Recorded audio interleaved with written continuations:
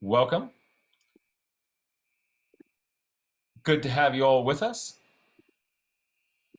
Um, I'm John Muir Laws. Hi, I'm John Muir Laws. And I am joined today by my amazing co-host, Avea Moore, and special guest, Valerie Dunn. Um, and we're going to play with some red-tailed hawks and you today. It's going to be a hoot. Um, let's talk about hawks. I would like to introduce everybody to Valerie Dunn, who sent me an email some time ago saying, this crazy thing showed up in my backyard.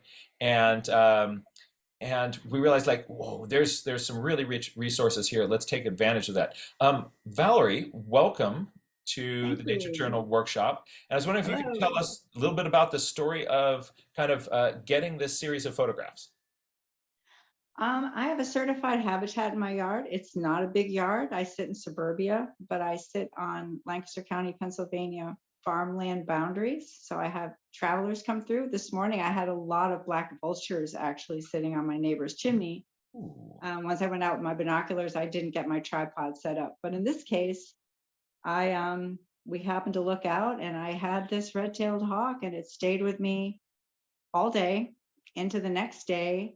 Hunted a rabbit in my yard and had some dinner and some breakfast, and but it was here all day, so I just set my tripod up in my sunroom and just snapped away, and it was a lovely experience.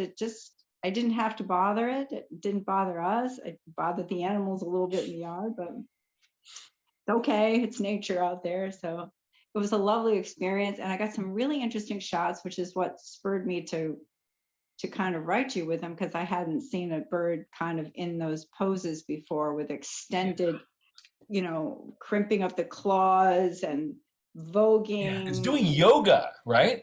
spreading out, and it would sit for hours. And actually at one point I saw the talons sort of closed and I thought it was injured. But then I realized he did that all day. He kind of went like this and he opened them up and then he curled them around and then he'd do the other one. And he just was doing that all day. And I thought, I guess that's what they do. But so it was a nice observation. I never got to see one that long, just sit and do things. And that's all he did. He just was a hawk just sitting there for literally, I think he came in about 2 o'clock, and by 2 o'clock the next day, he was there. He sat over his prey that he had killed earlier, the rabbit, and there he was. That's It was really cool. fun. So with that smorgasbord of pictures, um, you really get to see what happens when you get patient with a bird. If you're like in field guides, there are these portraits of the side view of a bird, and we think like, oh, that's what birds do. Then you start watching birds, and you realize that's just one little moment. Um, and the minute they start to feel a little bit frisky, um, all sorts of cool things start to happen.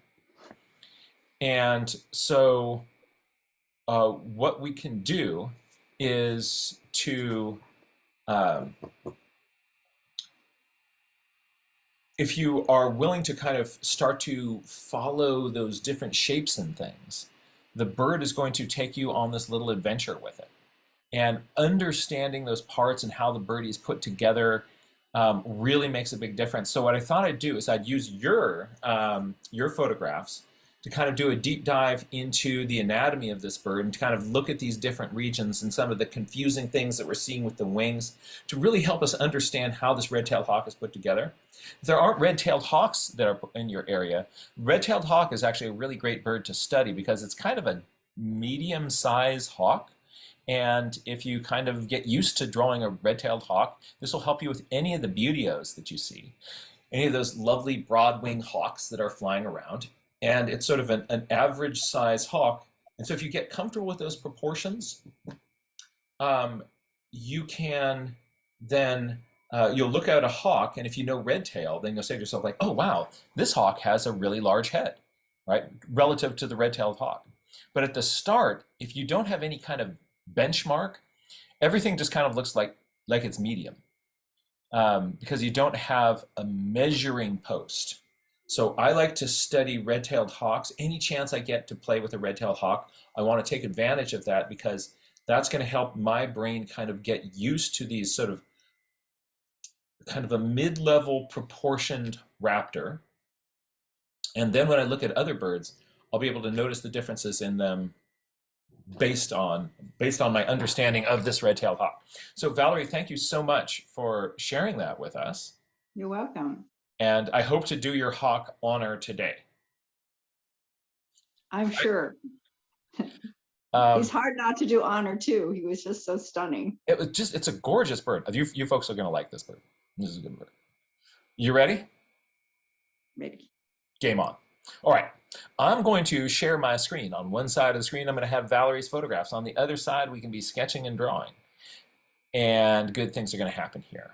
So I'm going to share my screen, and I'm going to share my desktop, and share that.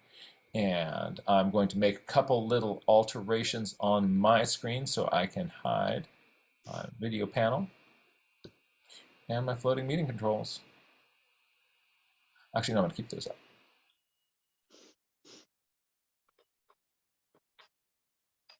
All right. Good. This is working. Little bit of a lag. And on the other side, I have Valerie's photo shoot. And again, thank you so much, Val Dunn, for these images. Let's just start with kind of the general proportions of this hawk. So it's a medium-sized raptor, and you'll see something kind of pop up in a tree. And what you want to do is at the start, you're going to make a little sketch that is going to get you basically the right head size to body size. And the basic, whoops. All right, here we go. Yay, it's working. So there's my hawk over there. So what do? I want to make a fast little sketch here, and I want to get the head roughly the right size to the body and the general placement of these things. So at the start, I'm not worried about detail at all. What I'm interested in is I'm going to just imagine kind of the line along the back of the head of this bird. And then kind of it dips down there, and then it has a back. And I'm going to put a little ball in where my bird's head is. And then another little kind of ball here where the body is. I'm interested in trying to get this shape roughly the right size relative to this shape. And so I now just made my head a little bit smaller. You see how I had a head that was too big early on? At the start, when I'm playing with these proportions, I don't want to have detail on my page.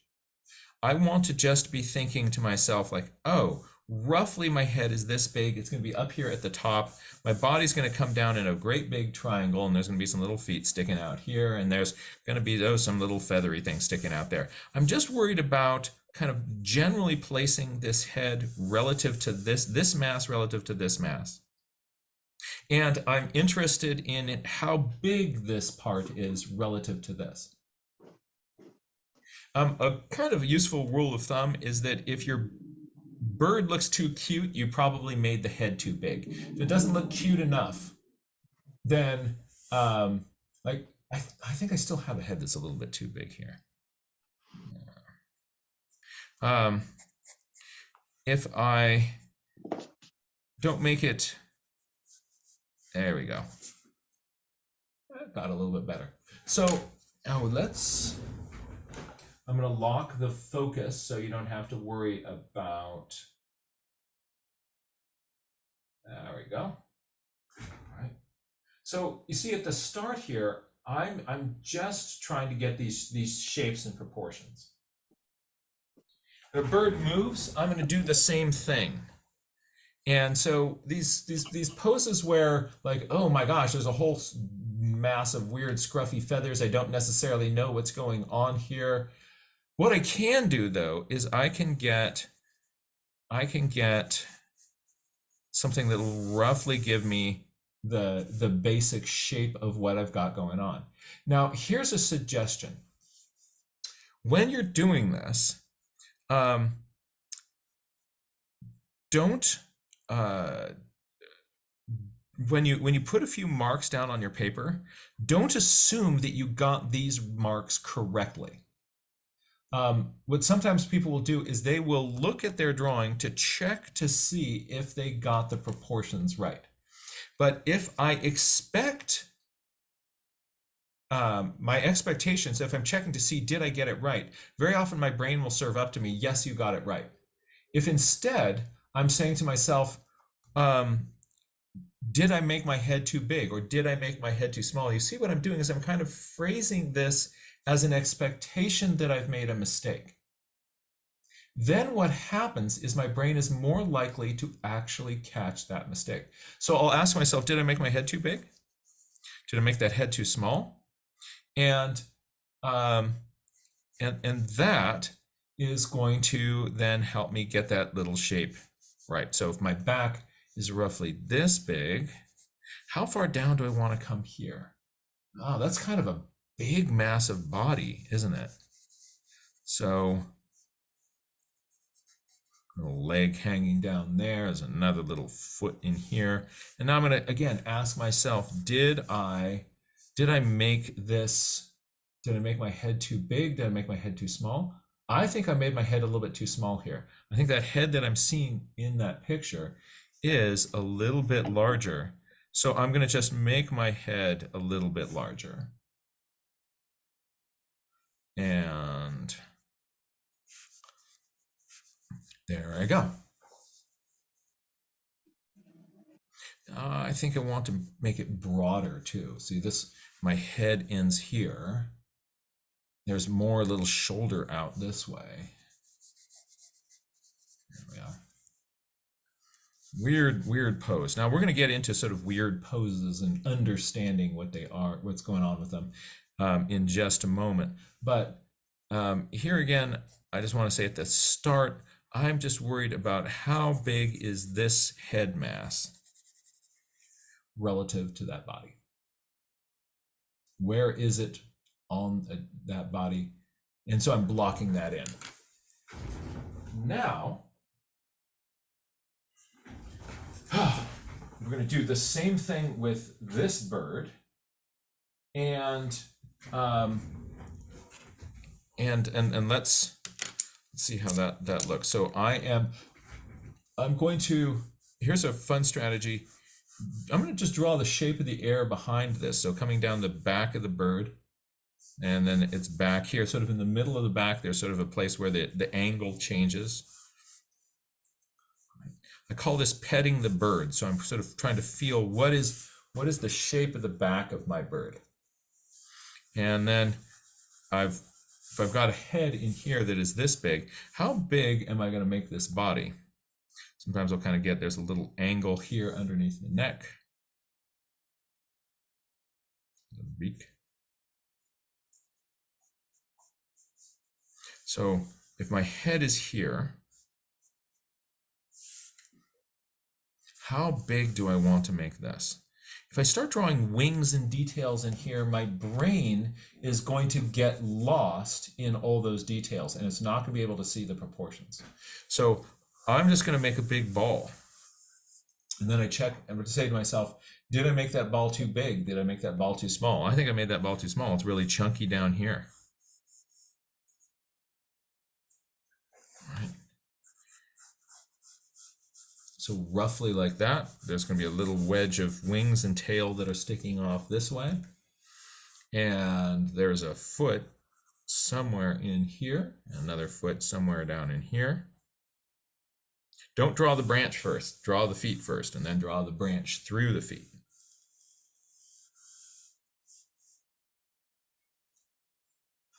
Now, let's see if that works.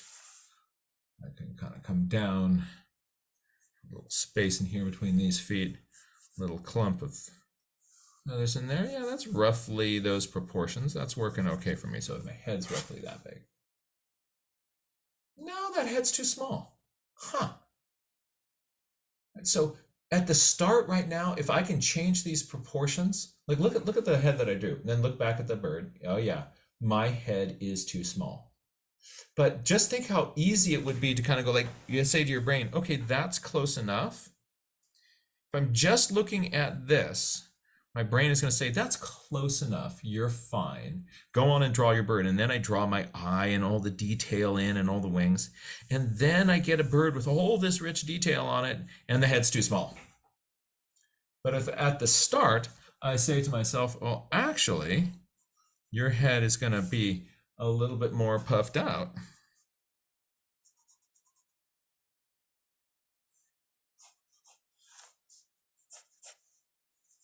Now my head is that big. I think I'm liking that a little bit better.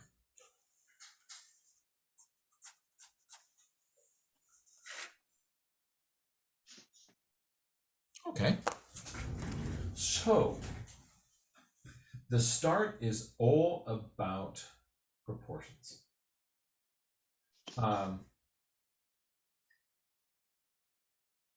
Let's now start to kind of look at a few of the details of the body.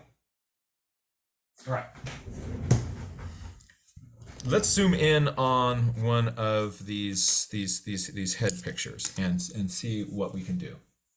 Now this one is a little bit dark, but we can see the proportions and the details of this fairly well. So generally speaking, if I have a hawk, a round circle is going to work fairly well for the head. We have a tendency to draw beaks too big. So people draw a great big parrot beak sticking out. But kind of squint at the head and just sort of imagine if you were to draw a little circle in front of that to kind of be where the beak is, it's actually not a really big beak. So just drawing a little circle to roughly say my beak is going to fit in this area.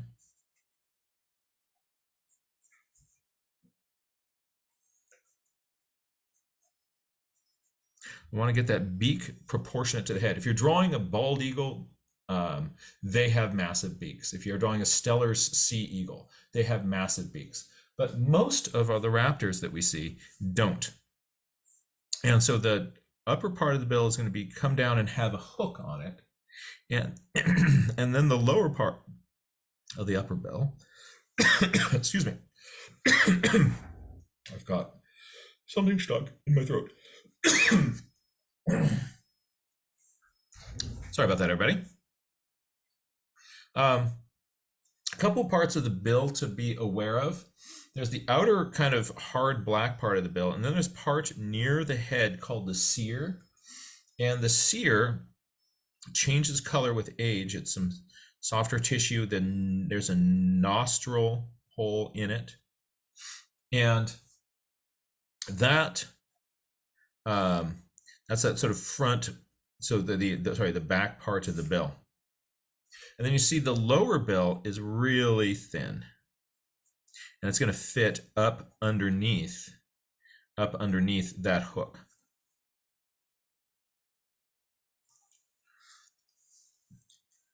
From the forehead here, it's not going to dome up. Sometimes I use a circle roughly to block in my head, but rather than doming up, we're often kind of come up a little bit of a step, and then it's going to come flat back.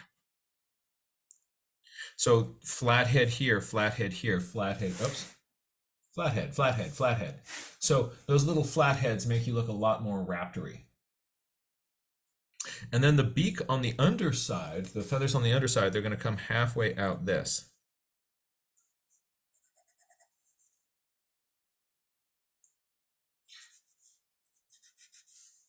Now, that's already starting to look a little bit raptory, but what's really going to make it look raptory is when we place the eye. I don't want to make the eye too big or look like a very small falcon. Little falcons have bigger eyes, proportionate in the head. If you make your eye too big, it'll feel like a small bird. Another thing is that hawks have this little ridge above the eye that casts some shadow down on them. So I'm going to sort of attach my eye into that. I want to look at the distance between the back of the seer here and where the eye starts. So that way it's going to help me place my eye. That's going to end up fairly kind of close in the front of the head here, not a circle, often a little bit more of an oval from the side.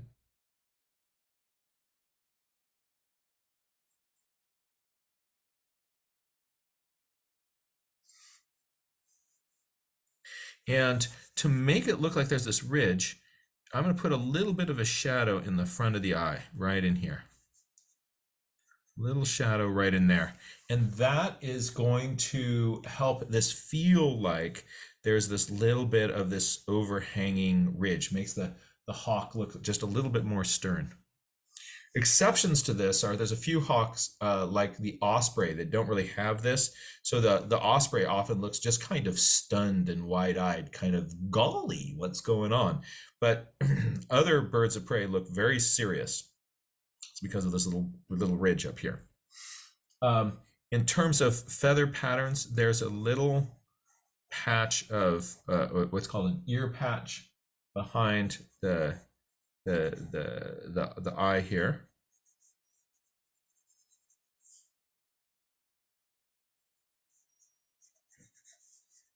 And then I'm going to round the back of the head and bring that into the back.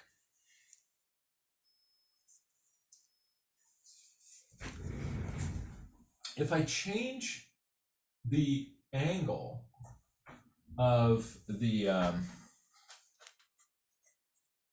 if I change the angle of the head, the appearance of this is going to be really different. And so as your bird sits there, it's going to be swiveling, its head is going to be on a swivel, it's going to be looking all around. And especially this view, this 3/4 front view, is one to get comfortable with. And if you do, it will really open up a whole bunch of positions in sketching these birds. So let's just look at how that might happen. So I'm going to start again with just sort of a ball for its head. But this time what I'm going to do, maybe I can give it a little flat top, is I'm going to imagine a line that comes like this. Let's see here. I am going to annotate this.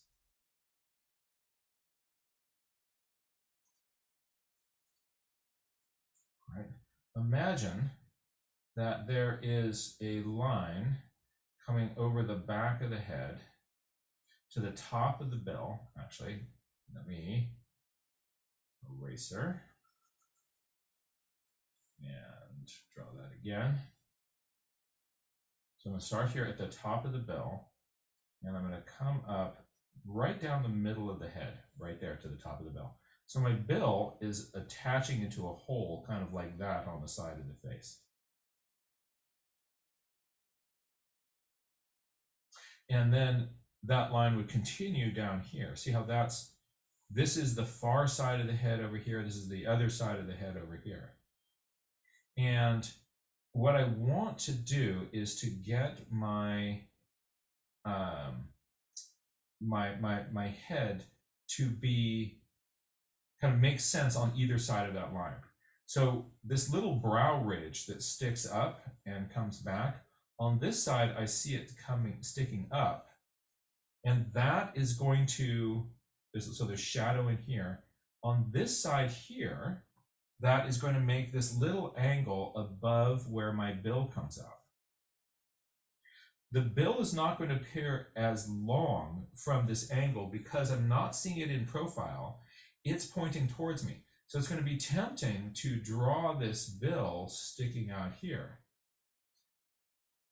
But because it's turned towards me, I'm not seeing those angles.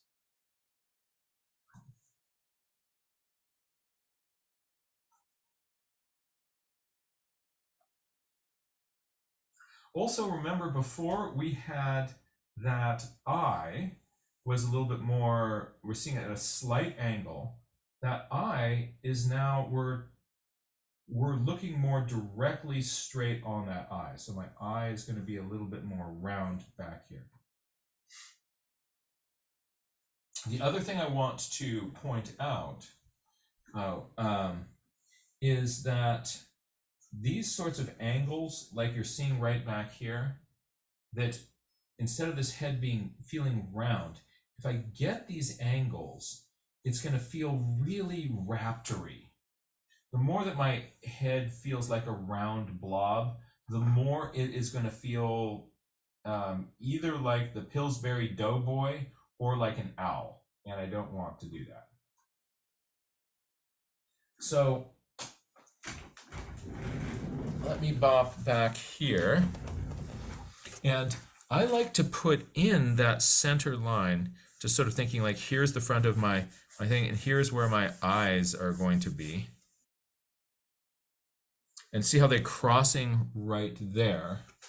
And where they cross, that's in this area here is where my beak is going to attach. So on this area here, it's coming down, and I'm going to have my beak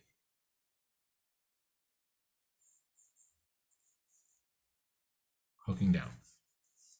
On the far side of the head, I have this angle that comes up, and we come over the head down to a corner, and then down. Again, getting those angles on the head, it's going to make all the difference in this thing looking really kind of cool and raptory.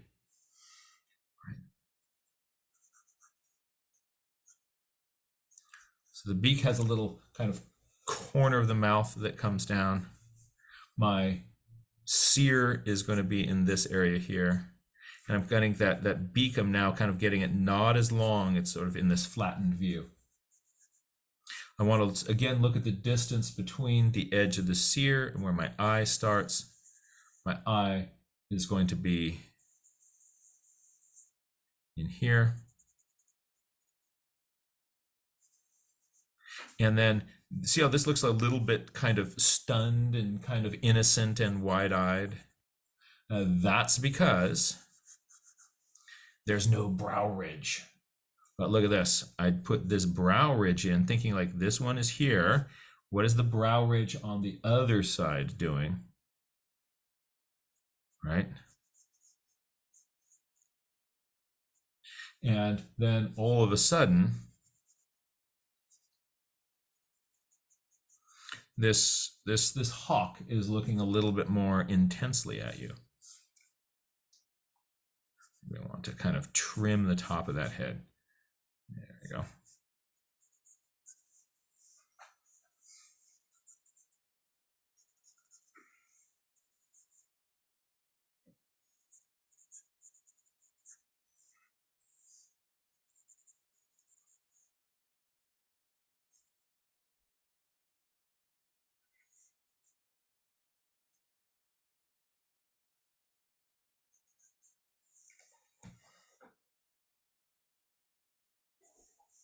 I've got, this is maybe a little bit exaggerated there. But a few of those ideas, I hope that helps you be able to carve this head.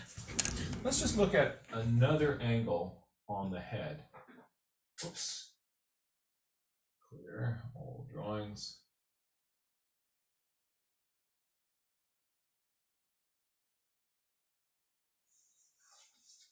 As that head moves around, the same principles apply no matter what position you're putting it in.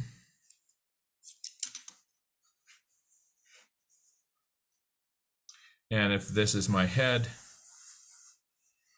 and this is my center line kind of coming around here, and this time my eyes are kind of higher in that head, my beak is going to be foreshortened, so it's not going to stick out as far as I think it should.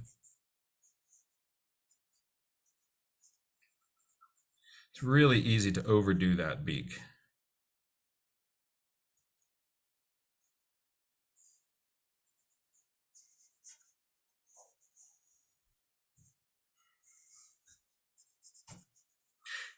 your brain wants to draw that beak sticking out into the air.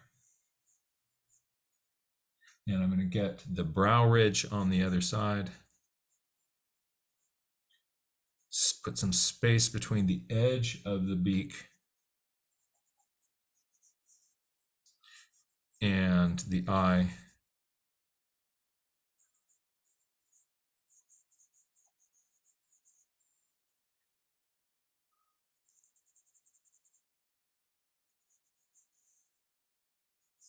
And then I'm going to come back, and that's going to sit on the side of this little fluffy head.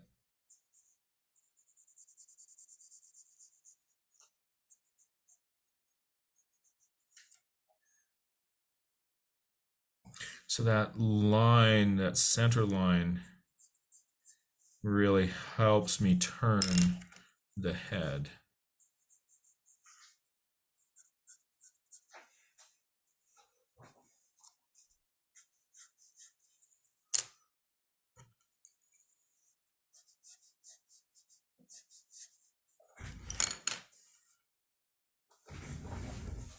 It's kind of what's in the back of my head. And again, the top of that beak, it is going to come right up into here.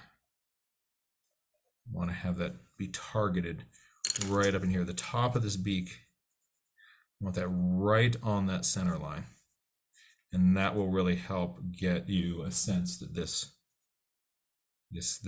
head, this beak is fitting into a reasonable part of my bird.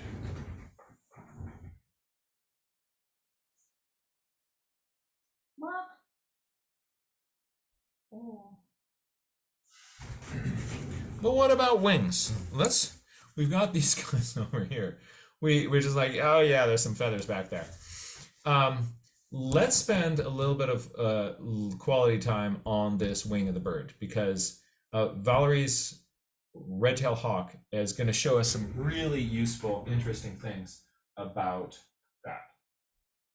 All right, so here it is, heading over to the fence. And what we're going to do is we're going to do a plumage breakdown on what we see here with this wing. And if you're already familiar with the parts of a bird's wing, this is a great time for reviewing it yourself. So if you're familiar with this already, I want you to pick out the primaries, the secondaries, the primary coverts, the secondary coverts, and the scapular feathers, and see how that goes. But if you're saying, what are you talking about? Don't worry, because let's work on this together, right? So I am going to take a look at one of these wings here. And I'm going to divide this wing into two parts. There is the outer part of the wing here,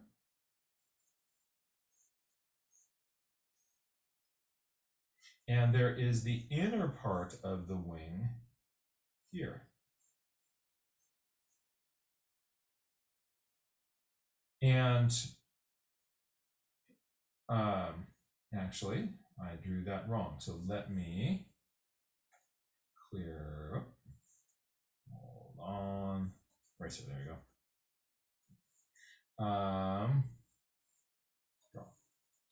I have the outer part of the wing.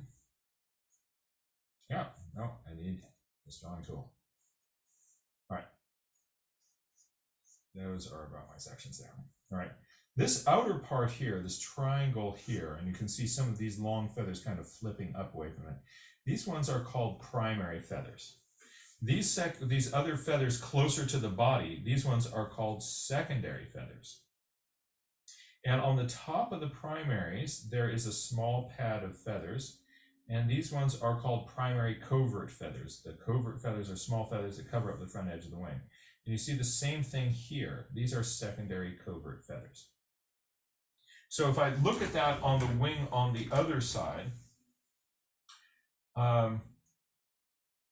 so what I'm going to do is, whoa, come back. That's not the bird I'm looking for. So from the wrist here, I have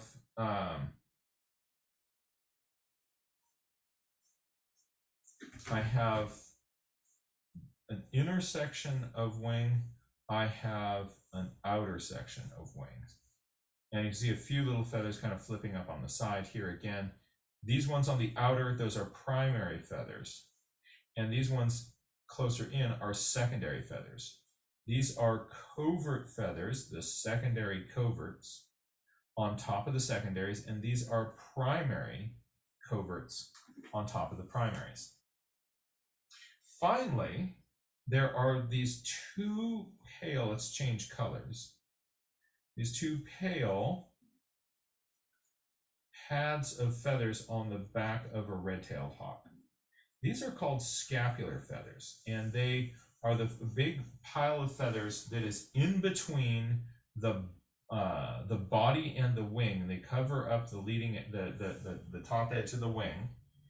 And on red-tailed hawks, the scapular feathers are often very pale. So if you've got a red-tailed hawk sitting on a fence post with its back to you, here's a little head angular sticking up, little tail. You'll very often see this, what they call the scapular V, this little V of white feathers on the back of the bird. It'll be kind of this scruffy white zone. That's a very red-tailed hawk thing. So when you see that, just say to yourself, ah, look at the red-tailed hawk over there. You can't tell that, see its tail. You'll see that scapular V. So those are my scapular feathers in there. Let me erase all of those little scribbly lines and take a look again and see if you can spot those scapular feathers, those big pale pads on the back. The primary and the secondary feathers, and the primary and the secondary covert feathers. Notice on the secondary covert feathers here that they are arranged in multiple rows. There's a big row at the bottom, then we've got a smaller row, and then a smaller row, and then smaller rows. So there's a series of rows of those. The first row of those here being the largest.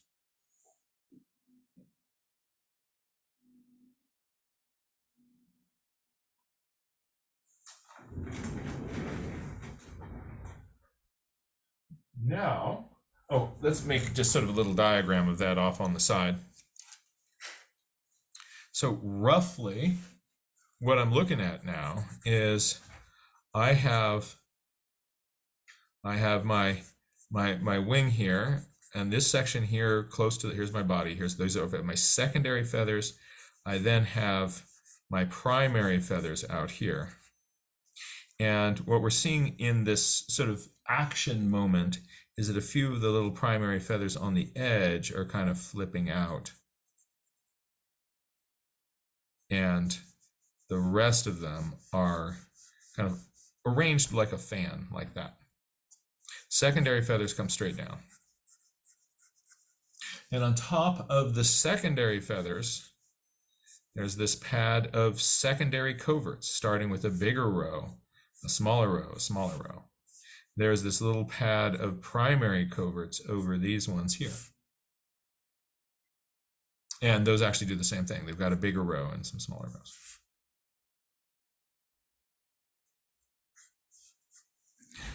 Now the bird lands. And oh my goodness, what's going on here?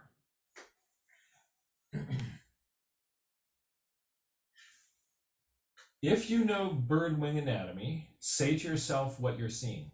Find the scapular feathers. There seem to be two big patches of white on this. This one here, this one here. Which one of those is the scapulars? Either this will be the scapulars, we talked about that big white thing on the back, or this is here. One of those has got to be. Or are those both the scapulars? Well, let's find out.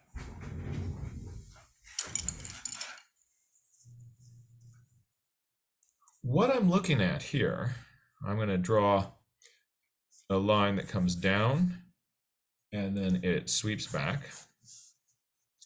My wing is going to have a pad of scapular feathers over the top of it. There's sort of a boxy front end. And tucking up underneath those scapulars is this white-edged ring of feathers.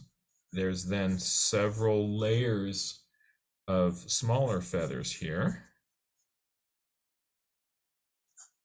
As I'm diagramming this, see if it's starting to kind of come into focus, like, oh, I know what I'm seeing here.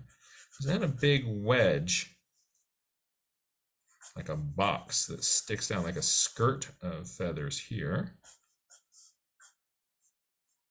And lastly, I'm seeing this little wedge of feathers sticking out from below that little box.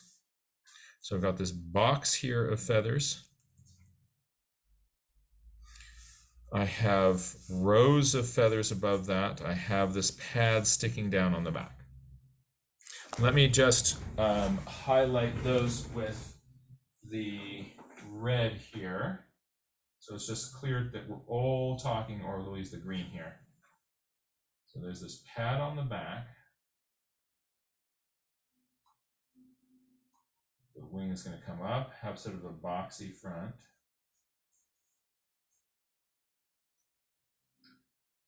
We have rows of smaller feathers here.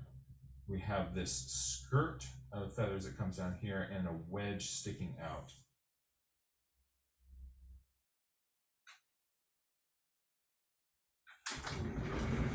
So these feathers in up here, these are my scapular feathers. These are the scapular feathers up here. These feathers here taking up all this real estate on the front part of the wing, including a pale section in here, those are my secondary coverts. The secondary feathers are what you're seeing here. There are these feathers that are kind of stacked like this, right down in here. Those are my secondary feathers. The primary feathers, you can draw little curves on the back end here. And then the fronts come up like this. Those are my primary feathers. And then all this in here are the secondary coverts. In the folded wing, you're not really seeing the primary coverts. So I have a row of bigger ones. I have rows of smaller ones. I have smaller ones up in there, right? And even smaller ones up in there. I have in the scapulars, I've got these big feathers kind of overlapping down in here, kind of coming up in here. So this is my scapular feathers on the back. I have a big wedge of secondary coverts. My secondaries stick down in a little skirt with a wedge of the primary sticking out below them.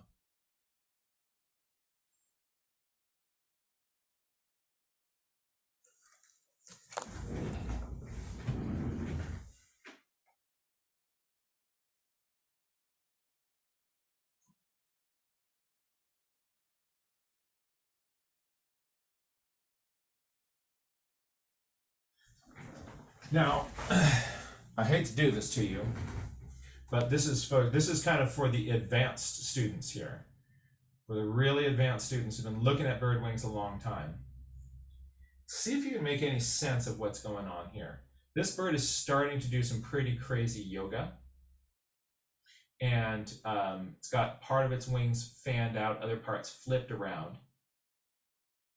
If you can make some sense of this, congratulations, you really know bird wings. If not, don't feel bad about it. In subsequent classes, we're going to go into these wings more and more and more and more. But just wanted to kind of work our way through this so that you can understand some of these parts coming together. First of all, look on the back of the wing at the white parts on the wing. Remember, some of those are the scapular feathers, and the others were part of the secondary coverts. Can you pick out the scapular feathers? They're the higher one here. So there's my scapular feathers piling down on top of this wing. Which means that those feathers below it are, these feathers here are my secondary coverts. And you notice that they're in several rows, getting smaller. Right, to all these little small ones right up in there. So these are secondary coverts. What about the secondaries? Now this is really weird because this bird is doing this crazy yoga, and its secondaries are flipped out to the side here. So if you, that's the skirt that was down below, but it's now kind of rotated further back. So these are the secondaries here, which means that all of this here is my primary feathers. Those are my primary feathers here. Here are my primary coverts in here. Little fun side note, this is an extra pad of feathers, which we haven't mentioned yet, that is attached to the bird's thumb. It usually is flipped up over the primary coverts and looks just like another layer of primary coverts. That's called the alula. But these are the primaries here, and these are the primary coverts. Let me clear all these lines away. Seeing a photograph like this and using it as a study is a very useful thing to be able to kind of pick out these different parts of the bird.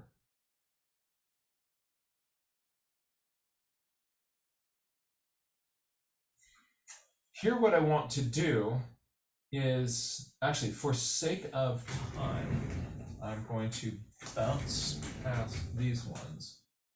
To just say one other thing, and that is very often on a bird at rest, it will take some of its breast feathers and cover up the front part of its wing.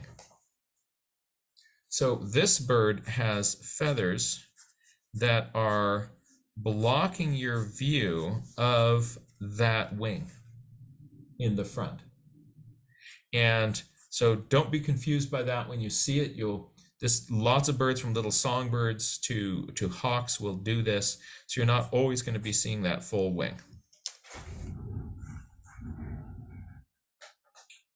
Let's play with the body and the legs a little bit, because Valerie mentioned those kind of weird foot things that it's doing. First you're thinking like, is my hawk, does it have a broken leg? Look, there's little toes way up there. There's other toes down there. What's going on with this? What's happening with the body?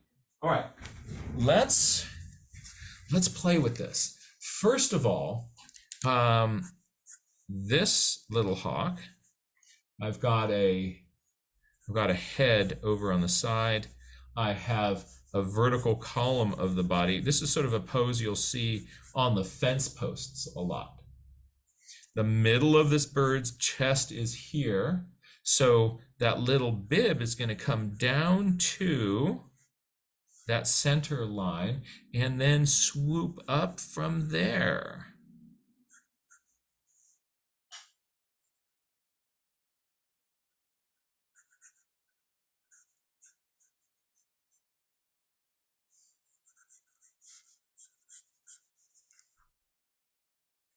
I also want to just mention, when you are at 65 miles an hour heading down the highway and there's a red-tailed hawk on the post that is next to you, from the front, this is the pattern that you're going to regularly see. So you want to notice that there's a lot of dark on its head. You'll generally see dark, then this light breast patch, and this little bib that is below it. And so you'll see it as dark, light, dark. You see that dark, light, dark? Start thinking red-tailed hawk. All right, that's a great kind of quick roadside hawk identification trick.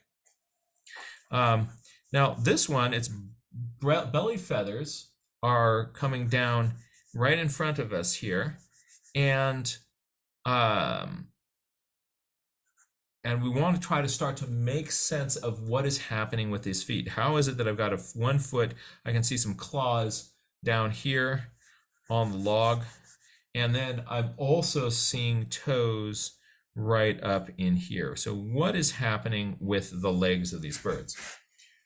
To understand this, it helps to understand the anatomy of the bird's leg. And what's happening underneath the hood there, let's say this is a foot that is attached onto, holding onto a branch. It has, from the toes here, it has a tarsus, right? Again, think of your foot. You've got a hip, you've got a knee, you have a heel, and then your toes, right? So you can, if you're standing on your toes, the pad of your foot is down here and your heel is off the ground. That is equivalent to the way that the bird is sitting. So this part here, that tarsus, is this part here. So it has, that's its heel, that's your heel. It then comes underneath those feathers. There's a knee, and then it goes back to the bird's hip. So there's actually a Z, just like you, underneath there. So if there's, this joint can move, this joint can move, that means that this foot can be lifted up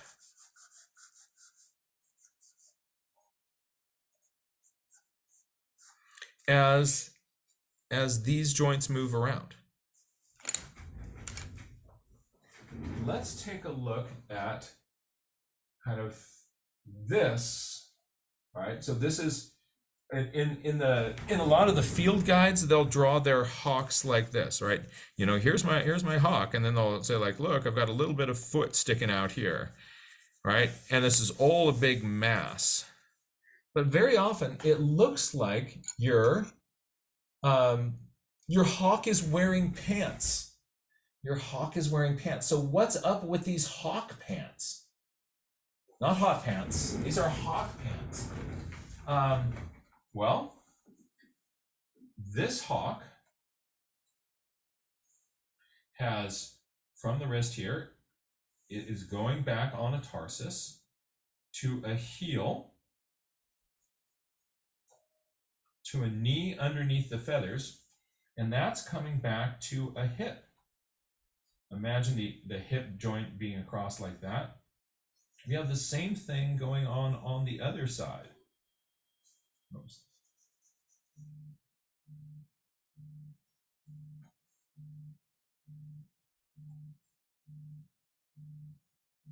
So I'm imagining some little hawk hips in the background here going across. No, that was my, there we go. So little hawk hips back there hidden in that bird body. They have a knee. This one comes forward, it has a knee. It has a heel. It has a heel here. And then these are on the ends of the toes. So these parts of the body, right? Imagine now we're going to put some meat on these bones. This is let's do that in red. Let's do that. This is, imagine your Thanksgiving turkey. This is the thigh meat here. This is the drumstick. And you know that drumstick is separated from the body. You can have feathers attaching onto the what is that, the drumstick there and shagging down like this. And that gives you these little booted legs. So expect to see on a bird body, my little hawk has its wing here. It can be all fluffed up on top of its feet. It also can be, with the belly is higher, you'll see these little bird pants sticking down and your talons here. So start being on the lookout for birds that have their legs extended like this. And you're going to actually see that a lot. So as you're looking around at birds, you're going to see a lot of these sort of extended legs.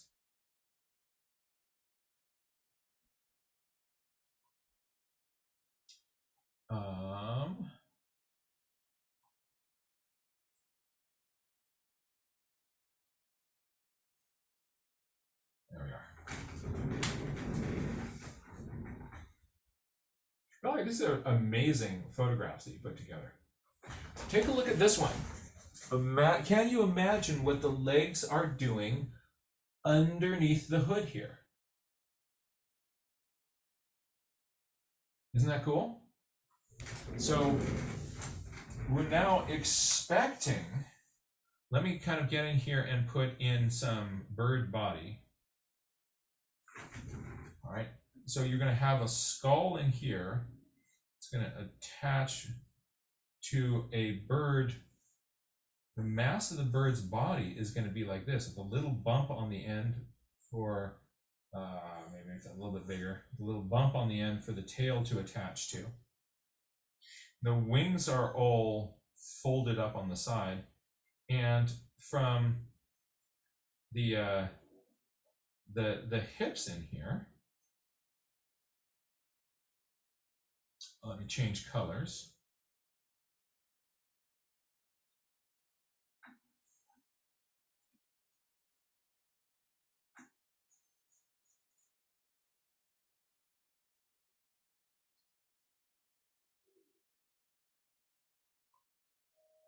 And then I can have all of these feathers attached to my thigh and my little drumstick.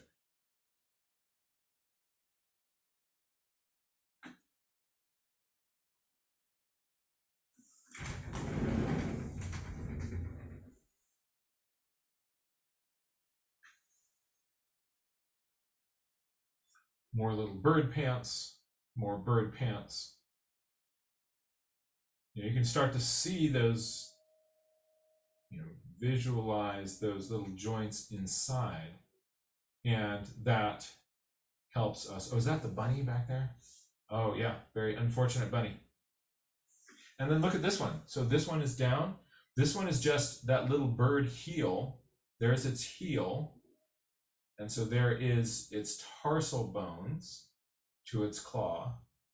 So it's just lowered its thigh down so that this part is, so that's not a broken leg. That one has just got one leg drooped.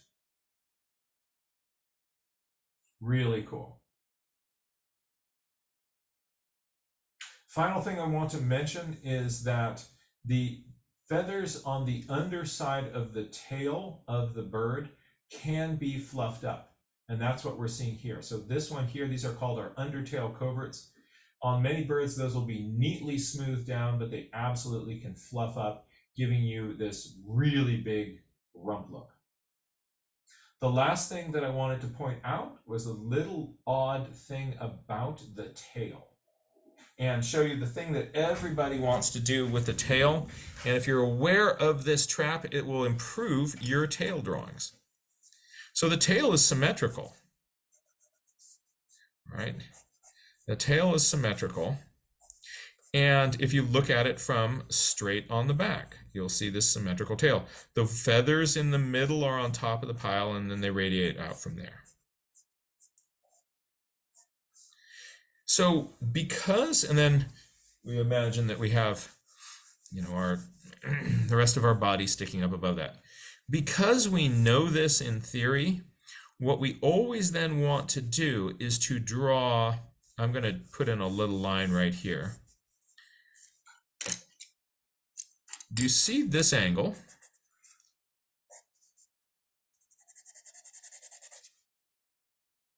If you're looking straight down or straight up at a hawk, you're going to probably see that angle being the same as that angle. And that's what we expect to see. And that is what you see if the bird is holding its wings straight and its tail straight, and you're looking straight down on the bird. But all the bird has to do is to turn to a slightly different angle, and this angle here will not be the same as this angle. And that throws a ton of people off. So people will be drawing a hawk in flight. Let's say here here's its body kind of coming across here. And what people are going to will want to do is they'll want to draw this angle here, have that be the same as this angle here, and then put the bird's tail in like that. So we're thinking this has to be the same as this. But check this out. I made, so I'm gonna find it. There it is. It's my made a little hawk. Stop the camera here. Oh, I'm getting off the screen there. Hi, everybody.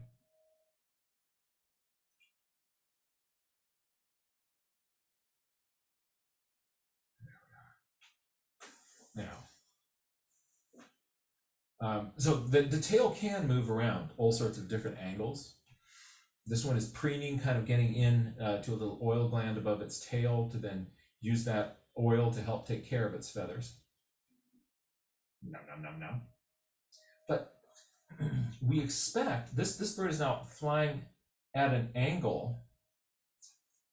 Let's see if I can get this at the same kind of angle that we're here. Look at this. So this is symmetrical. Same size here. The angle here is the same as angle here. I'm going to put this in the position that this bird is flying.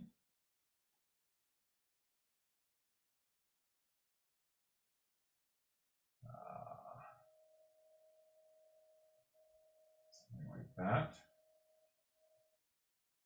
Look at this angle and this angle. Crazy, right? We expect them to be the same, but as the bird is flying away from us, we see that far side one as being much more acute and much more obtuse. The wider open angle over here, a skinny little angle over here. So the more that I get this edge pointing towards you, the more extreme that becomes. Then I rotate it back so that you're seeing it more straight on. We see those angles as very similar. Isn't that strange? So if you know that, it can help you kind of get those angles to work for you better on your hawk as it is flying around. I think that is, for me, one of the hardest things to do about like okay, I'm going to get that hawk in flight, and now what am I going to do with that tail? My brain really wants to make them symmetrical. No, I'm not going to do that. We're not going to do that. All right, so here this one is landing up in the tree, and same thing, that our brain wants We've got a much more open angle on the side that is close to us and a much more closed angle on the far side. And that is it's a weird part of this kind of foreshortening and that we're seeing with this body shape. If that's on your radar, then as you're drawing these tails in, you can get that. If you're looking at the bird straight on, you don't have to worry about that. But if the bird is tilted at an angle, these effects come into play. Knowing that helps you be able to draw what you see. So that is a smorgasbord of ideas and tricks that are embedded in these really cool pictures from Valerie. And if you, some people think that if you're a nature journaler, then you're doing everything with sketching, and so we don't take photographs. I use photographs all the time. I learn a ton from studying them. All these little things, it's hard for our brain to kind of notice this as the bird is moving around, but if we can kind of freeze it and look at the photograph for a while, like, oh, I see what's going on. And then we start being able to catch it as the thing is moving around in the field. Like, oh, there's that cool angle. There's that cool angle. And it really, really helps you to be able to draw what you see when you are out there in the field. So don't be shy about playing with photographs. If you've got a friend who is a photographer, you can use those. I know also a couple of wonderful bird photographers who put these large collections of photographs up online for any of us to use anytime to help inform our art. So want to encourage people to go to birdpixel.com and seeingbirds.com. Both of those websites have lots of resource photos. But very often what I find is photographers will often kind of will want to kind of give you like the perfect view, and these sort of weird angles and things that like that doesn't quite make sense. Those ones are so useful to us as artists to study from, because if the bird is doing yoga, then you have to figure out like what is your leg doing there. And sometimes the photographers don't publish all the photographs that have all those odd poses in them. If you can get a hold of some of those, like Valerie's here, you're going to learn a ton from studying these things that initially, is this a broken leg bird? What's going on here? It's pencil miles on this. So the more you play with it, the better you're going to get at it. Don't feel that you're supposed to somehow be able to have a photographic memory as you're out there looking at these birds. Don't expect the first sketch that you make for it to be all kind of sync together and work. By playing with this though, you're going to create a template in your head for understanding this bird in 3 dimensions. You're going to get more comfortable using your pencils or whatever tools you work with. The pencil miles that we put in make a huge difference. And so I want to encourage people to play with it. Play. That's what my grandma, Beatrice Ward Chalice, she told me this wonderful advice about drawing. I said, like, how do I use these pencils? How do I use the watercolors? She said, there aren't any rules, honey. Just play with it. Just play with it. And consider it play. Just mess around with it and see what happens and see what happens. And then make another one, another drawing. Just play with these birds. And there will parts that won't be crystallizing. There are other parts that will. And the more you play with the birds, the more those birds are going to play with you. And it's a lot of fun. So I want to I'm going to stop my share here. I would love to bring Valerie in again if you're available. Is that okay, Valerie? I'm going to add you into the spotlight and you can now unmute. Thank you so much for letting us play with these photographs, and I hope that this has been useful for you in analyzing and studying those. I want to find out if you had any thoughts, comments, or ideas for folks. No, it's wonderful. I took pictures of your pictures and drawing at the same time. I like the yoga thing inspired me. I've never seen a bird do that before, and I've been taking photos of hawks as you can see by because I think I sent you two sets. One was from a shoot about 10 years ago, and photography has been my thing. So I've only recently got into journaling, and I've learned more about birds journaling, kind of reverse of what you just said, than I did when I was just photographing because you get caught up in the frame and the light and the shutter speed, and you lose sight sometimes of it's not until you get home that you bring things up on the screen and you look at what you actually have that you notice the shadows and the things you're talking about. And then I just wanted to someone directed me to you one day. I was like, I think I want to get into this journaling. This looks really cool, and just get into a different aspect of seeing birds. So it's been fun. I You know, love it. when we go and try to make a drawing, either from life of the photo or the photograph, we have to look with an intensity that we never would have before. And that's for me where the kind of the joy of learning like this all kind of comes together. Yep. Yep. It does. The feathering. I love the feathering, drawing the feathering. Photographing it, then I'm going like, oh, how am I going to draw that feather? And now I didn't used to look at it that way. I used to think, oh, that's a great feather. Now I'm like, oh, how am I going to draw all those little white lines? Yeah, that's really Yep. fun. Really grateful. Thank you. And thank you. Um, This is great. I'm really glad you enjoyed it. So now what we're going to do is I'm going to open up our forum here to the community. We want to try to keep track of who's up first, who's kind of raising their hands. Another thing that I've noticed is that um, sometimes, uh, especially people who are kind of new to this, there's we don't often get to hear from everybody. So I also want to give people who normally don't share their stuff or have some thoughts about this an opportunity to do that. Um, and but sometimes those people, because they're new to this, they also might be more shy and kind of like, I don't want to get up there. So if no newcomers are popping in here, then I see we've got a bunch of our regular team here. It's great to see you, and I really want to see what's happening in your journals. Let's try to, while we're sharing, share a couple of things, and then we will kind of jump over to to somebody else so that we can get more people an opportunity to share their work with us.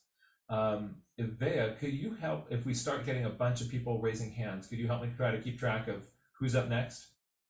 Absolutely. I don't know if this person wanted to share, but I saw that Bethany, who I think is new, put her drawings up on the screen. Are you wanting to share, Bethany?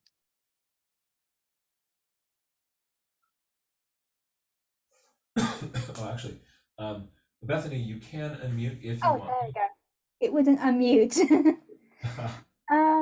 Yeah, I've only been coming to the live things. I've watched the videos before. And I just thought, hey, I'll share if you're asking for new people. Oh, fantastic. So yeah, I really like the yoga wing. Yes, isn't that weird?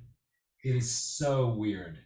But that study you did of the yoga wing is you analyzed those little parts very accurately. Making a bunch of little studies like that is going to be really helpful in understanding those birds, those wings as they kind of moving around into more standard positions. Yeah, absolutely. Also, I had one question for the tail that I haven't been able to find the answer for. I've searched all over the web. With the tail, there are 6 feathers I counted on each side.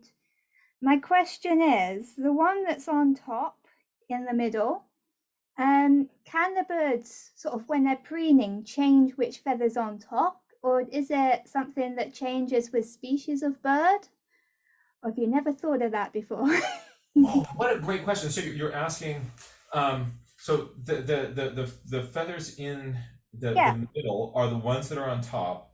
yeah, Sometimes this one is over that one. Is it sometimes yeah, like that and sometimes like that? I that's it. have no idea. That would be Oh, um, the best way to figure that out would be if somebody's doing some raptor rehab to kind of watch how those line up. And actually, on that note, let me grab something across the room here. So I'll be back there in just a second. Um, Here we go.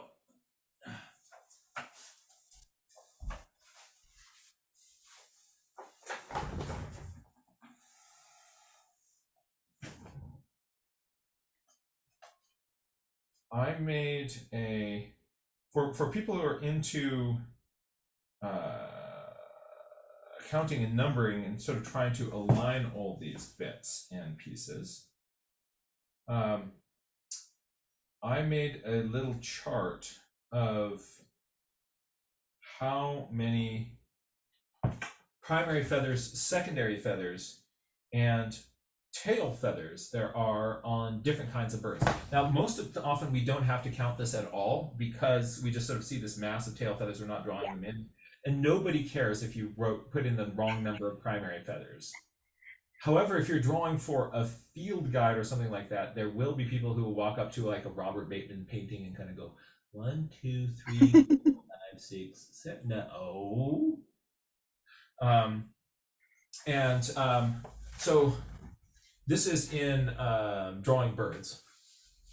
Yes, Um, that was. I have your book. That so was my first go to see whether you'd answered my question. yep, and the answer to it is not there.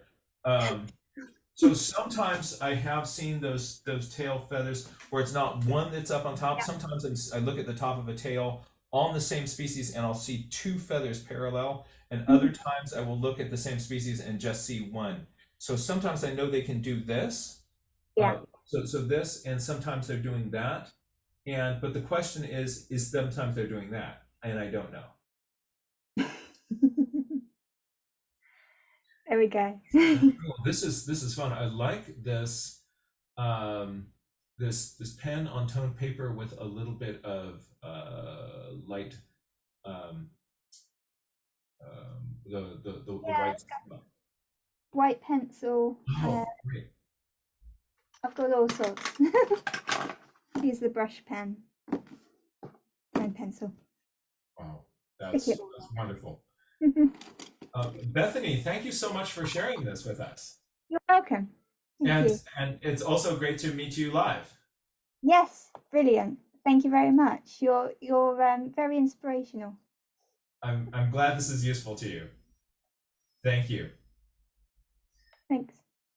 Is there anybody else who would like to share some of this? I first want to give again an opportunity for people who don't usually share something with us to be able to do that. But again, sometimes people who aren't sharing, it's because they don't feel like sharing. So if you don't feel like sharing, that's cool. Is there anyone in the house who is a regular contributor that Kate, let's join Kate, and anybody else who wants to share what's going on in your journals. Um, Good to see you. And oh, hold on. Now it's good to see you and perhaps be able to hear you. Yeah, There we good to see you too. Okay, so I've got my February sketchbook, and I'm hoping that maybe seeing some of my messy pencil miles will encourage some other people to share their stuff.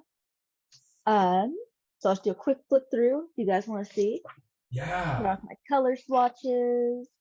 I had an assignment for a class of melding animals together, so I put it up on my Instagram for people to ask about that, and we got some pretty hilarious combinations. I think my favorite is the Scooby Duck and the possum. That was a good one. Wow. That's anything mixed with a muscovy duck kind of Right? takes it up. Yeah, some salamanders, some studies for the two-toed amphima, more amphimas. And I love the on there's amphibia how you can kind of wrap your brain around that body. Yeah, well, I'm trying to figure out how to make a style that will look good in a field guide.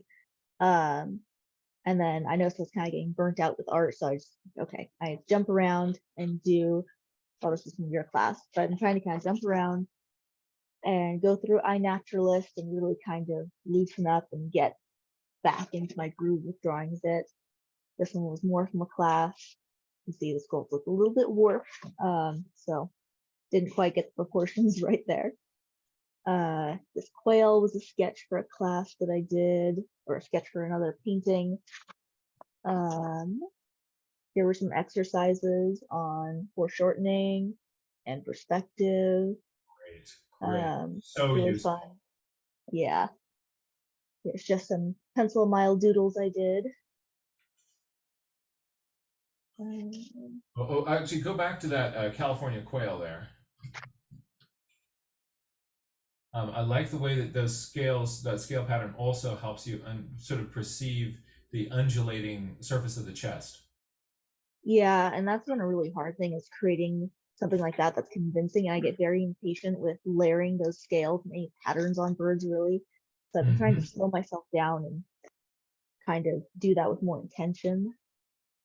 But yeah, basically, it's been a struggle to kind of keep up the pencil miles and studies and the creative spark while doing a bunch of other stuff. But doing my best to keep at it and fill up a sketchbook every month still. Yeah. Are you familiar with Keith Brockie? No. Something that just sort of looking at that osprey. Hang on to that osprey for a second. Keith, where are you hiding on this bookshelf? Here we go. Oh, no, not that one. Here we are. I think that if you can find any of Keith's stuff, often you can find it in used bookstores or places like that. I'm going to join you on the screen here. Hold on a second. Whoop. And spotlight. Oh, those are gorgeous. Yeah, that's so he's a scientific illustrator naturalist who publishes a bunch of his work, and I think that you'll see some parallels between his style and yours. Well, he's got kind of the thing that I'm trying to do. He just has such amazing control over his watercolors. I have no idea how he does that. I think it's got to be some sort of black magic, but Yeah, that's. If anyone knows how to manage that, please let me know. You have to, the hard part is you have to make the sacrifice at the right phase of the moon, and I constantly get that wrong, and so that's rough. Yeah, that is rough. Keep trying. But this is from his book One Man's River.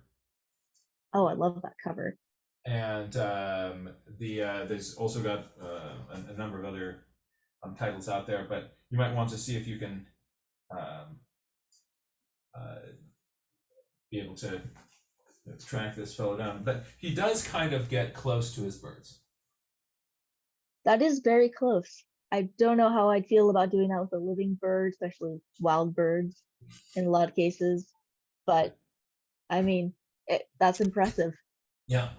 He's also a ringer, so he's putting rings on those birds. Oh, okay, that makes sense. Yeah, so he's up there for legit purposes, and then bust out the sketchbook. Since we're here, I happen to have a sketchbook. So let's. Okay, that makes sense. I'm going to minimize me and go back to what you're sharing there. Yeah. So one thing I noticed was this paper, I really didn't have good control of my watercolors, and I realized that so this mixed media paper, the watercolor sits on top of it and it doesn't sink down like it would on proper watercolor paper. So if your watercolor does not feel the way it should, maybe check and see how it behaves between different types of paper, and don't get too discouraged. There's some more sketches. Here's one I'm very proud of, that little, what's it called? Pygmy, swoop. No, Yep. northern Yep. pygmy. Yeah, Bring me on. that's some seabirds. Uh, Jay there. Oh, Some fuck. gannets, I think, on my class Yeah, notes. this approach with the sort of the strong line work with the soft watercolor, I really like that combination. Yeah, so I was doing that to try and just do more kind of strong freehand lines, and um, I don't know, I've been trying a bunch of stuff, trying to find a style and really fine tune it. Um, did some stuff with bird skulls, different ones for a class I was doing. We have just sort of a doodle page. Um, Lately I've been going to iNaturalist and just trying to do studies of different species. Let's see, there's more of that. That's really fun. Yeah, mostly just trying to combat the burnout and keep the pencil miles going. Like these ones, I was trying to do some like in the style of old, like wood engraving type stuff, and so I was doing these at work just with a felt pen while I was on the phone. Some people are Brushing. asking where you're taking these classes. So I take classes from the Yale Peabody program, and then I also do classes through Domestika, which is like a archive of online art classes that aren't live. You can kind of do it at your own pace, and they're very affordable, and I really like the content they put out.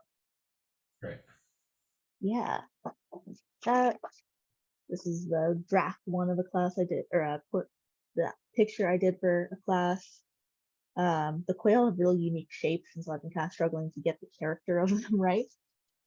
Um, More drafting, plant studies, mushrooms. Have a little kicker with some fish. Oh boy. I love that sort of variation of values on the body too. Yeah, that's what I was really working on with that. And I feel like if I can get values down, then that will really lift my art up to another level. Mm-hmm.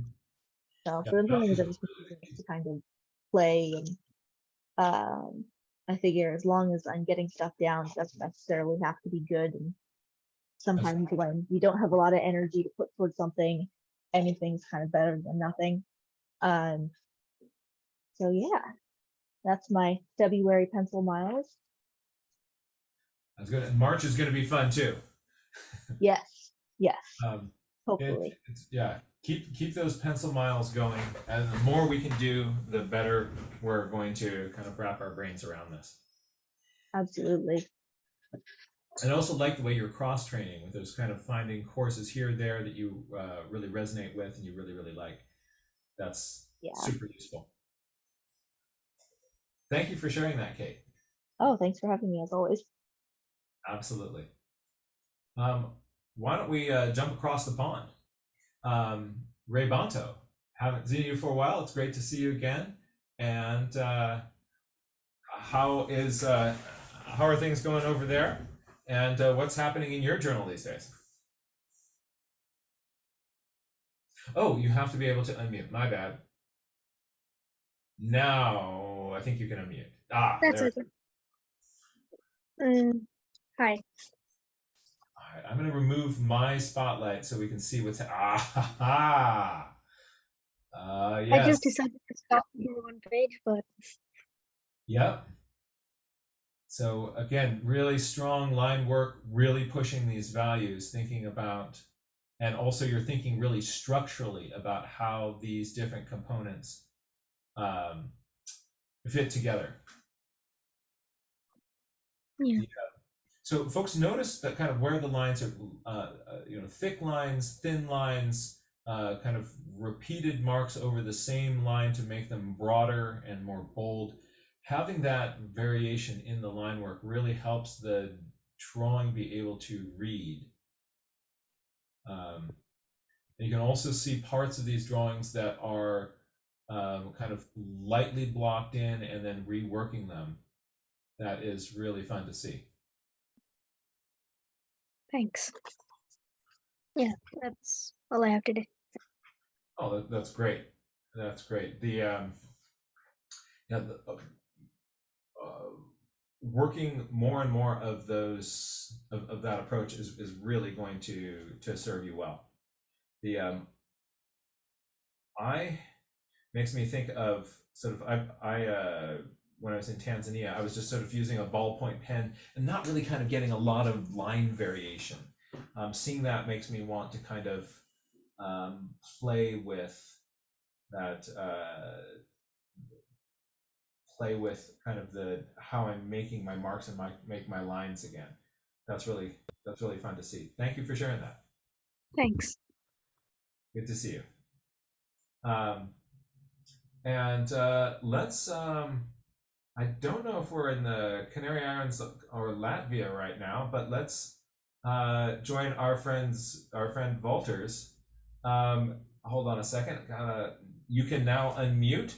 How are you doing? Well, actually, where do I find you today? And how are you doing? Well, first of all, very well, thank you. And I'm in the Canary Islands for Canary Islands. For one more month. I'm here, but I just came back from the trip in Extremadura, which is the mainland of Spain. Yes. All right, so I'm gonna make my screen small because I'm really curious about this journaling adventure. It's great to see you. The trip's purpose was there's a sort of a bird watching tourism fair happening there every year. And the main purpose was to go and see what's happening. There are multiple workshops as well as drawing workshops, and that was the main purpose, of course. But I also went out and did some drawings, and also met some pretty amazing artists. So I got new contacts now. So that's almost like the biggest plus of the trip. Now, who are you working with there? The main guy who also did a workshop there was this Spanish artist called Jose Antonio Cencianes Ortega. And he has this book. I think I have showed this book, but he just has a very, very loose style in drawing. He draws in the field a lot, and he's a true master of watercolors and pencil as well. So he had a workshop in Spanish, of course, but my Spanish is getting a bit better day by day, so I was able to understand most of it. And that was really fun. So all these beautiful sketches done by him. And we'll have you put the name of that book and the author into the chat. Yeah, the chance. But I also this is what I did from the book. Just trying. I've been really drawing a lot with just a pencil, but also been trying to get some watercolors down, working on my shadows, and just trying to be looser all the way. For example, maybe not fill the lines completely. It's okay if there's a wet spot somewhere. It's okay if it goes over in one place. Just trying to be as fast as I can, as loose as I can, but not too messy. So when you look at it, it still looks right. So that's the hard part. But yeah, been playing a bit more with colors now. Sketch-wise, there's one awesome bird that I really wanted to see, and I had the chance to see it. It's called a great bustard, and it weighs approximately 20 kilograms, and it is the heaviest bird that can fly in the world. So those are some pretty big ones. And Pretty did big you ones. find is this the Cory bustard? That's the great bustard. I found the great bustard. So I thought Yeah, the it's Cory was the heaviest. So this will be kind of fun for me to. We ought to check that out. Cory. I don't know that one. No, I know only great bustard. Yeah. But they are hard birds, and especially for the first time, it was difficult because the head is pretty small, the body is pretty big, the legs also come into, so you can see that at the beginning I was sort of scared. I was doing only profile, and well, it's hard. Those ones are hard. And the other birds that were at the national park were vultures, and that was as well the first time that I was drawing them. So I have them later on, and boy, those were hard as well. Oh, So that this, those strange thick necks too. oh yeah, and the necks on this bustard. So usually, for example, on egrets, right, which have long necks too, they are very thin. So it's very hard to shift their mind having draw a small head but a fairly thick neck. And yeah, that was pretty hard. And they also do this cool thing of flipping their tail up, so they're just sort of walking through like I'm the boss of this field, you know. So so they're very majestic. So some here. What else do I have? There were yeah. So that's a long-tailed tit, and those are some of the first tries on the vultures, but oh, that was hard as well. That was hard as well, but That's so trying cool. to take on some new challenges. So yeah, those are some vultures and some more here. These ones. Oh, love the angle on the head and also the strong line work on that. Oh, this is exciting to see. Look at Yeah, that. so Go back there. That one laying down on the ground there. Look at the 3/4 angle on the head. Look at that little angle on the far side of the brow as that wraps around. Oh, that's really fun. That really turns the form. I really found that it depends on the day how your drawings are turning out. For example, like I tried three like a not a side profile, but a bit looking at you view the days before, but it was turning out completely not so good. And then the next day this comes up, which is fairly okay for me. So so it really depends on the day. I don't know. Yeah. That's my observation. Some what are they called in English? So some night herons here. Yeah. Night herons, just trying to make texture out, and these are some. What are they called? Purple swamp hens. Yeah. So there are some swamp hens and also a bit of watercolor. So these were in pretty harsh daylight, so they had a pretty big difference in shadows and the lights. This is really fun to see. These ones, and this is back. This is today. This is back on Tenerife. So some gulls. Oh, that's neat. Yeah. Also, we've been working that 3/4 view on the gull head. Bald-headed Yeah, frog. working that 3/4 view, but you said the problem, as you mentioned, the problem on this one is, I think, is that the beak is a bit too long. It should be shorter. This is like the normal length or side profile. So yeah, it needs to be a bit shorter. Yeah, Yeah, it's weird to force our brain to draw something that we know that is longer, shorter when we're doing that foreshortened view. We have to really do some mental gymnastics. Um, we have to, yeah. yeah, I haven't added any Um, color to it yet, but I just want to quickly share a bustard with you.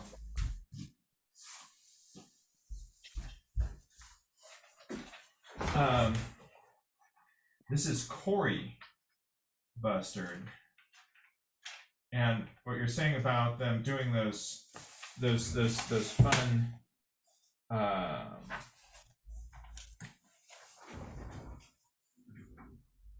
yeah, these are different ones. Yeah, Yeah, they've got these they're really turning their tail up, flipping them up. Yeah.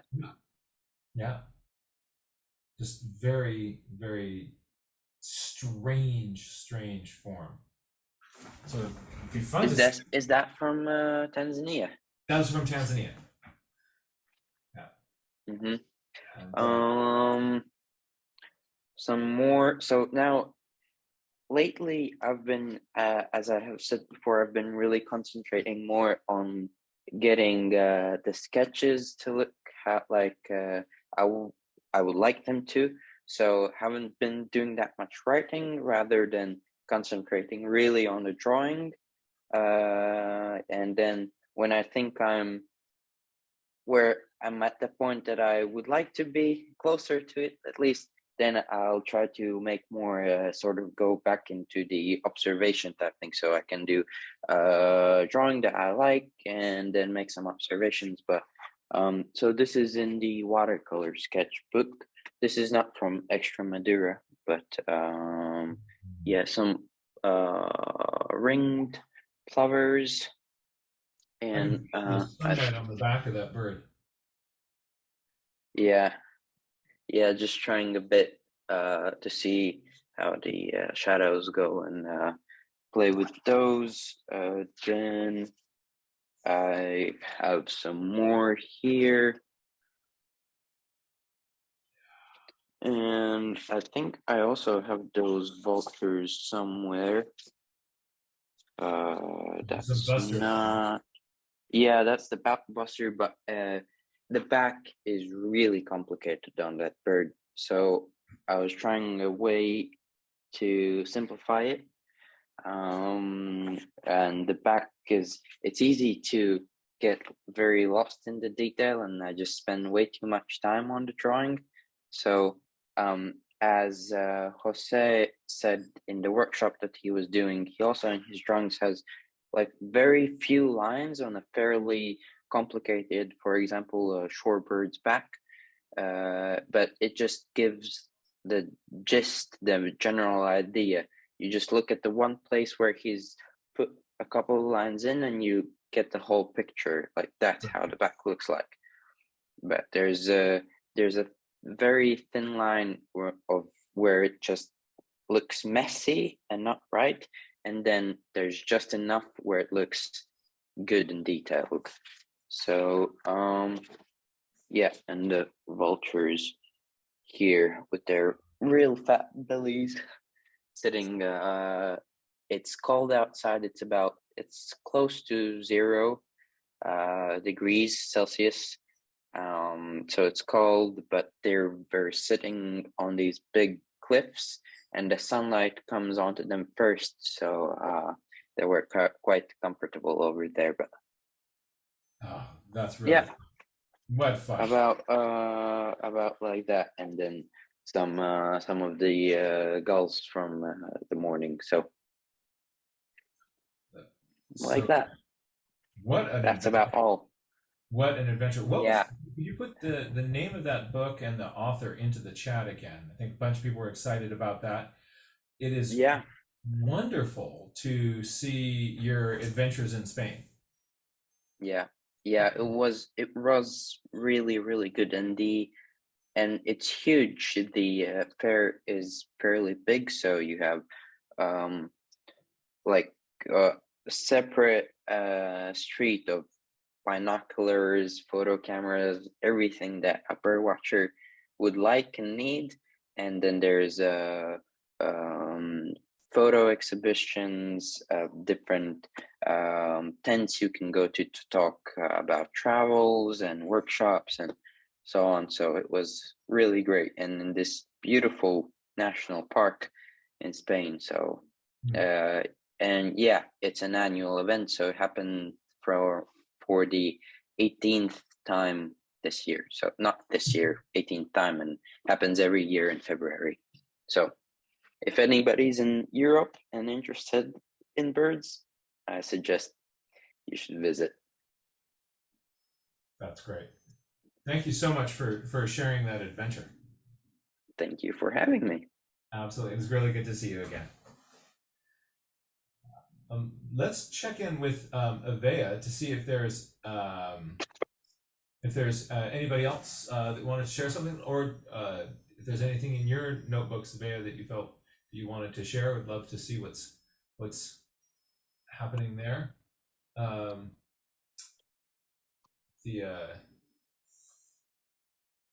was just checking to see if anybody else had been raising their hand. I didn't see anybody, so I hope I haven't missed anybody. If I did, it was not on purpose. And also, Walters, I'm guessing you're writing the name into the chat of the book. Excellent, perfect. Oh, I'm seeing Valerie is raising her hand, so let's go over to Valerie. All right. 1 second. We're going to add you into the spotlight here, and you can now unmute. I just want to take an observation about what I learned today, about what I've done and what you changed my idea on. I did a hawk. I did my hawk.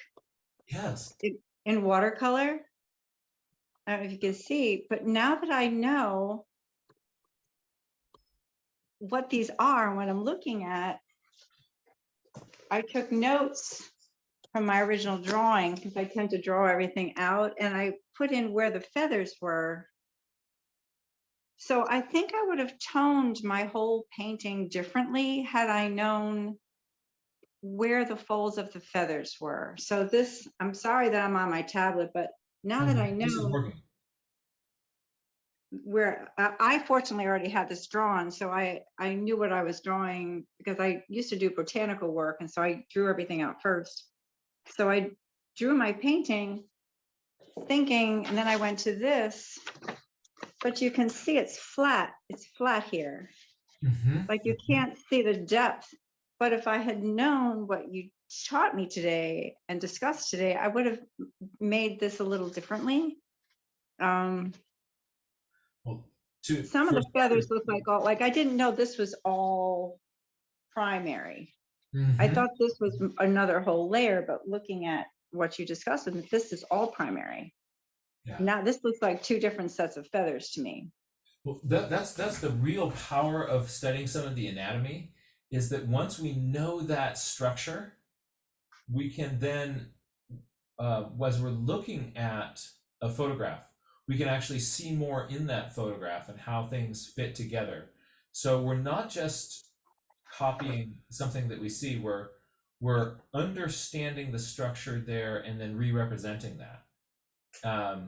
It's just like when you look at a portrait or a life drawing of somebody who knows the human anatomy versus somebody going like, oh, there's a bump there. I guess I'll put a bump kind of in somewhere over there. What could possibly go? And the then that allows us to draw in an even more nuanced way. That's really, really a great example. Thank you so much for sharing that. I was just kind of doing I don't know if you can see anything. I'm on my, these are things I just did of the heads out in the yard when I was drawing quickly back at that time. But I don't know, some of them are just shaded. There was a class that you did just using pencil and eraser and shading, and I drew from that. But I learned so much about when you take it from there to watercolor, that's a little more difficult. Yeah. Well, they're something that's fun to do is that trying to wrap our brain around all this stuff at once, and nobody can do that. But just take some little nugget of it. Like, I'm going to study the anatomy, or I'm going to study how to kind of show form, what's coming towards me, what's not, or I'm going to play with my watercolor. Just taking some little nugget of that and working that, then that becomes something you feel more comfortable with. And then to keep our brains always in a state where we're learning something new, you then take on a little bit more and a little bit more and then a little bit more. Trying to do it all at once at the start feels overwhelming, but you can keep in that growth mindset space, just by pushing yourself and find one little area and kind of step a little bit outside your comfort zone. If we're doing everything all at once, our brains tend to get overwhelmed, and then in that state we're not able to absorb new information as well. So like, just doing, you don't have to like try the watercolor and try to get the form and try to do the line work and try to represent the species and try to do all this sort of stuff at once. Just like take some little piece of that and play with it, and then once that feels really fun and you're rolling with it, just insert a new thing that kind of ups the challenge a little bit. Thank you. It was great. I'm Hey. learning a lot about watercoloring and toning. And thank you so much for sharing those photographs with the group. Oh, you're welcome. Anytime. Thank you. Great. All right.